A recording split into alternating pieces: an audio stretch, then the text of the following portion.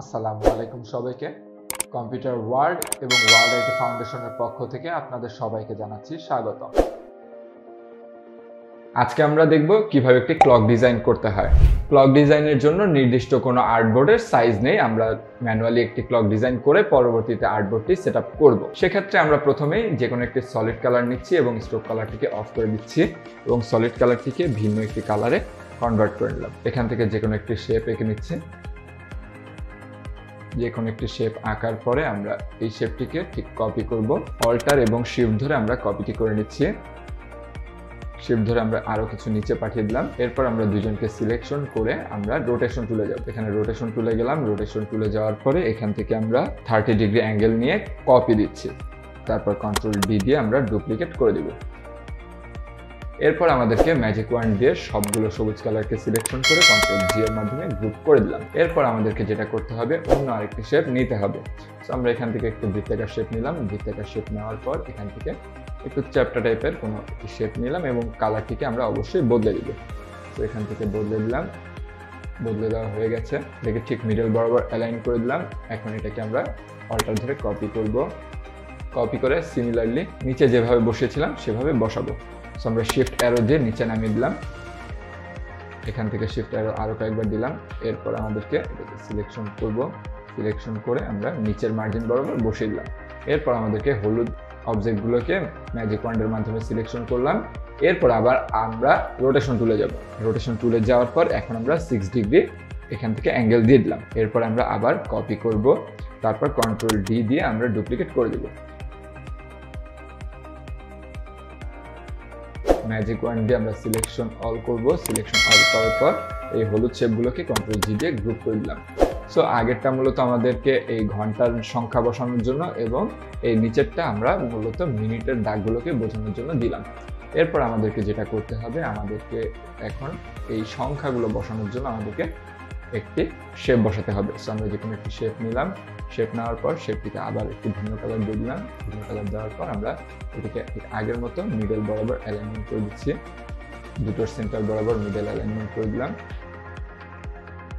Centre বরাবর alignment, shift alter ধরে copy. তারপর ম্যাজিক ওয়ান্ড দিয়ে সিলেকশন করব। সিলেকশন করার পর এখান থেকে রোটেশন তুলে যাব। রোটেশন তুলে যাওয়ার পর এখান থেকে 30 ডিগ্রি দিলাম। এখান থেকে কপি দিয়ে দিলাম। কন্ট্রোল ডি দিয়ে ডুপ্লিকেট করে দিচ্ছি।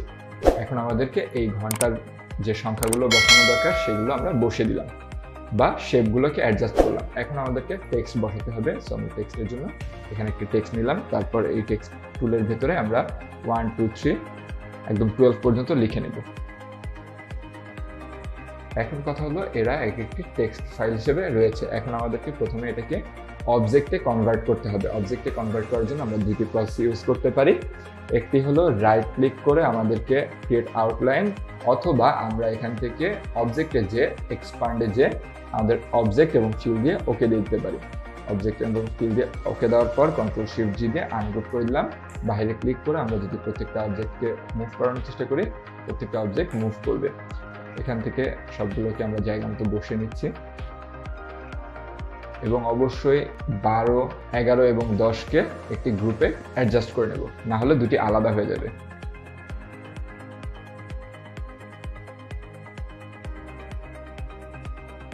এখন যেটা করতে হবে, প্রত্যেকটিকে সিলেকশনটিকে এখন ঠিকঠাক মতো বসাতে হবে। সো অবশ্যই আমরা এই নীল শেপ এবং আমাদের যে লেখাটি দুজনকে সিলেকশন করার পর নীল শেপটির উপর ক্লিক করলাম। নীল শেপটি লক হয়ে গেল। এভাবে আমরা মিডল অ্যালাইনমেন্ট করে বসিয়ে দেব। এখন প্রত্যেকটিকে আমাদেরকে অ্যালাইনমেন্টটিকে সাজাতে হবে। অবশ্যই দুইটির সেন্টার অ্যালাইনমেন্ট দিয়ে নেব।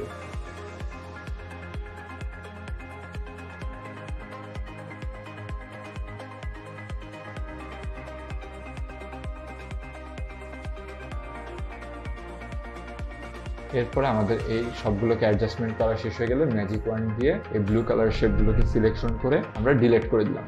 সেইভাবে আমাদের লেখাগুলো সিলেকশন হয়ে গেল। এরপর ম্যাজিক ওয়ান্ড দিয়ে আমাদের প্রত্যেকটি সংখ্যাকে সিলেকশন করলাম, কন্ট্রোল জি দিয়ে গ্রুপ করে দিলাম। আমাদের গ্রুপটি হয়ে গেল।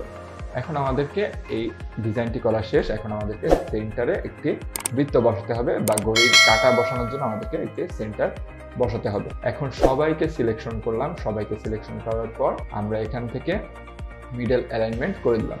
সেখান থেকে মিডল অ্যালাইনমেন্ট করা শেষ। এখন আমরা এই শেপটাকে আমরা গাইড বানিয়ে দেব। সো আমরা গাইড করে দিচ্ছি। এরপরে আমরা লাইন টুল নেব। সো লাইন টুল নেওয়ার পরে আমরা যেটা করতে পারি, লাইন টুলটা নিয়ে এখানে একটি লাইন টুল আঁকলাম। লাইন টুলের এখানে কোনো কালার নেই, অবশ্যই আমরা স্ট্রোকে যে কোনো একটি কালার দিয়ে দিচ্ছি। সো এখান থেকে আমরা স্ট্রোকে কালারটিকে চেঞ্জ করে বা পরিবর্তন করে আমাদেরকে সাইজগুলোকে পরিবর্তন করতে পারি। সো এখান থেকে আমরা ইউনিফর্মের ভিতর থেকে এদের কাটার দিকগুলোকে পরিবর্তন করতে পারছি। এখন আমাদের একটি কাটা বসানো হলো, এখন আমাদেরকে আরও কাটা বসাতে হবে। সেটার জন্য আমরা রোটেশন টুল নেব। রোটেশন টুল নিয়ে এই যে গাইড বানানোর বৃত্তটি দেখতে পাচ্ছি সেটার সেন্টার বরাবর এটাতে আমাদের রোটেশনের সেন্টার পয়েন্টটিকে লক করব, তারপর অল্টার ধরে আমরা জাস্ট ট্র্যাক করব। তাহলে আমাদেরকে অটোমেটিক এখান থেকে কপিটা হয়ে যাবে এবং ঠিক সেন্টার পয়েন্টটাকে মেনটেন করবে। এরপরে আপনাকে যেটা করতে হবে, অল্টার ধরে কপি করলাম, আবার অল্টার ধরে কপি করলাম, আবার আরেকটি অল্টার ধরে কপি করলাম। এখন আমাদেরকে অবশ্যই তো কাটাটিকে ছোট বড় করতে হবে। সো যে কোনো একটি সেকেন্ডের কাটাকে আমরা শার্প করার জন্য আমরা স্ট্রোকের পয়েন্টারটাকে কমিয়ে দিলাম। এখন এই পয়েন্টটাকে মোটা করার জন্য আমরা স্ট্রোকটাকে বাড়িয়ে দিচ্ছি এবং এটার সাইজটাকে কমিয়ে দেবো। সো এখান থেকে আমরা এটাকে ড্র্যাগ করে এটার সাইজটাকে কমিয়ে দিলাম। সো এখান থেকে আমাদের কাজটি কমে গেল। এখন যদি আমরা চাই, এখন এদেরকে একটা গ্রুপ বানিয়ে দেবো। তার আগে আমরা এখান থেকে গাইডটিকে আনলক করলাম এবং গাইডটিকে আনলক করার পরে এই যে ব্লু কালারের গাইডটি আছে আমাদের, সেই গাইডটিকে সিলেকশন করে রিলিজ গাইড করে দিব। তো রিলিজ গাইড করার পরে আমরা কন্ট্রোল শিফট থার্ড ব্র্যাকেটের মাধ্যমে সবার উপরে এনে দিব। অবশ্যই এখানকার কালারটিকে চেঞ্জ করলে আমরা বুঝতে পারবো যে সামনে আসছে কিনা। তো এখান থেকে আমরা স্ট্রোক কালারকে অফ করলাম। স্ট্রোক কালারকে অফ করার পরে এটাকে বড় বানালাম। শিফট অল্টার ধরে আমার বড় হয়ে গেল। কন্ট্রোল সি, কন্ট্রোল বি এর মাধ্যমে আমরা এটাকে পেস্ট ব্যাক করলাম। এরপরে আমরা এটাকে বড় বানিয়ে আমরা অন্য কোনো একটি কালারে কনভার্ট করে দিই। এখান থেকে অন্য কোনো একটি কালার চেঞ্জ করে দিলাম, হলুদ কিংবা রেড, যেটা দিতে চাই সেটা আমরা করতে পারবো। এখন আমাদেরকে বাকি শেপগুলোকে এবং বৃত্ত দুটোকে বাদ দিতে হবে। বাকি দুটো শেপকে ধরার পর এদেরকে আমাদেরকে অবশ্যই কি করতে হবে, এক্সপান্ড করে দিতে হবে। তো এখান থেকে আমরা এক্সপান্ড করে দিলাম, এক্সপান্ড অ্যাপিয়ারেন্স। এদেরকে এখন আমরা সবাইকে মিলিয়ে কন্ট্রোল জি দিয়ে গ্রুপ করে দিলাম। এখন আমাদেরকে যেটা করতে হবে, এদেরকে সবাইকে সিলেকশন করে সবাইকে মিলিয়ে একটি গ্রুপ বানিয়ে দিলাম। আমাদের মোটামুটি ঘড়ির ডায়ালের ডিজাইন করা শেষ। ঘড়ির ডায়ালটিকে এখন আমরা ছোট করতে পারবো। এরপর আমাদেরকে ঘড়ির তো ব্যাকগ্রাউন্ড একটি প্রয়োজন। সো ব্যাকগ্রাউন্ডের জন্য আমরা যে কোনো একটি শেপ আঁকলাম। শেপ আঁকার পর আমরা কালারফুল একটি ব্যাকগ্রাউন্ড নিচ্ছি এবং এটাকে কন্ট্রোল শিফট থার্ড ব্র্যাকেটের মাধ্যমে সবার পেছনে পাঠিয়ে দিলাম। এখান থেকে আমরা গ্রুপের ভিতরে ঢুকে আমাদের এই সবুজ কালারকে ম্যাজিক ওয়ান্ডের মাধ্যমে সিলেকশন করব। এখন সবুজ কালারটিকে আমরা চাইলে ইচ্ছামতো আমাদের চেঞ্জ করে দিতে পারি এবং এটাকে চাইলে কন্ট্রোল শিফট থার্ড ব্র্যাকেটের মাধ্যমে সবার ওপরে নিয়ে আসলাম, যাতে আমাদের হলুদ শেপগুলো আর পরবর্তীতে দেখা না যায়। এরপর আমরা দুজনকে সিলেকশন করে মিডল অ্যালাইনমেন্ট আর্টবোর্ডের সাথে দিয়ে দিব। সো এখন আমাদের শেপটি অনেক বেশি বড় মনে হচ্ছে। সো আমরা এখান থেকে শেপটিকে একটু ছোট করে নিই। সো এখান থেকে শেপটি ছোট করে নিলাম। তারপরে আমাদেরকে এই বৃত্তাকার শেপটি কন্ট্রোল সি এবং কন্ট্রোল বি দিলাম। তারপর এটাকে শিফট অল্টার ধরে বড় করে দিচ্ছি। চাইলে আমরা অন্য কোনো কালার দিতে পারি।